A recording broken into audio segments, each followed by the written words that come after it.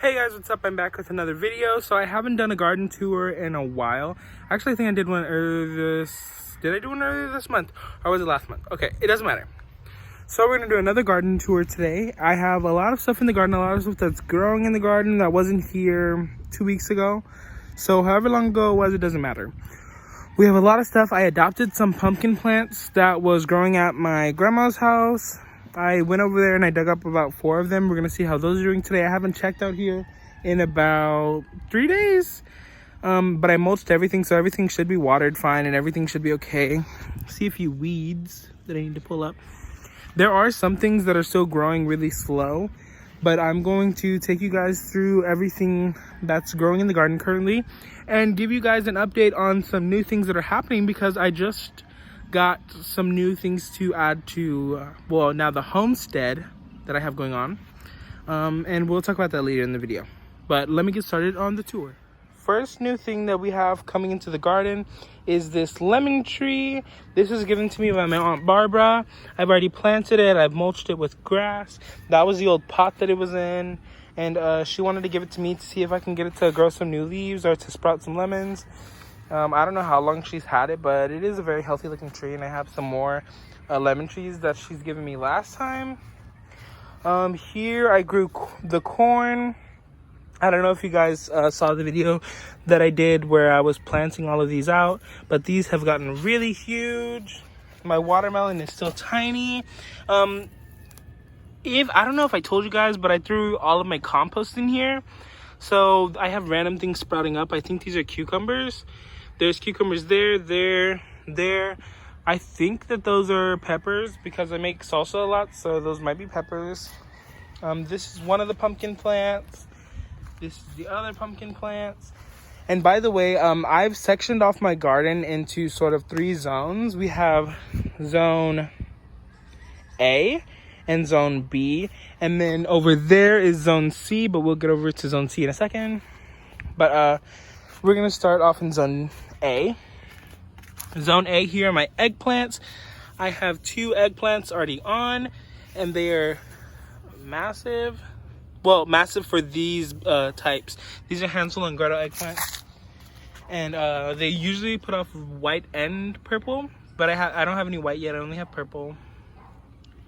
Here we have a cucumber. My cucumbers are looking really weird, like they're not growing correctly. I don't think it was pollinated fully, so we only have a partial cucumber growing in here, and the same thing is happening down here. I'll look it up and see what's wrong. It might be nutrient deficient. Here we have our last sunflower from our sunflower patch that we had. I have a corn down there that broke. These are some propagated tomatoes. Here are my cantaloupes. I don't see any new cantaloupes coming on, but it died back for a while because I had to move it. Here are my other plant starts which need to come out. These are some, I don't remember what I planted in here. These are all sunflowers. Here we have spinach, Swiss chard, honeydew melon. I think this is green zucchini and yellow squash. And then here, these are some types of squash that I don't remember. My cherry tomatoes. I have plenty of cherry tomatoes loading this down. I had to get a whole bunch of new sticks to support it. This is a propagated tomato. Another propagated beefsteak tomato. This is the last tomato on this, well, no, these are the last 2 tomatoes on this plant, and then I'm gonna yank it out of the ground because it looks like it's dying. These are more tomato plants. Another big tomato plant. Oh, this is new. I haven't seen that tomato out here. But yeah, this one, I thought it had way more tomatoes than it does, I guess. And then we have pepper plants over here, and I think that's all for zone A and B. My watermelon is doing bad. This is the thing that I wanted to show you guys. I made a chicken coop, and this is the chicken coop that I made. It's sort of like a hutch design. We still need to add a screen door here. We're gonna add chicken wire here. But it's a nice little chicken coop out of old wood that we just had lying around. And you just lift this up and collect your eggs. We're gonna fill it with grass that's dried out. I've already ordered my chick. I'm getting 10 black Australorp chicks to put in there. And I don't have any way for it to stay open without breaking. So I just use that to keep it open. Zone C is kind of messy just because this is the part that I don't really have to go to that often. This is my celery that I've regrown from like store celery.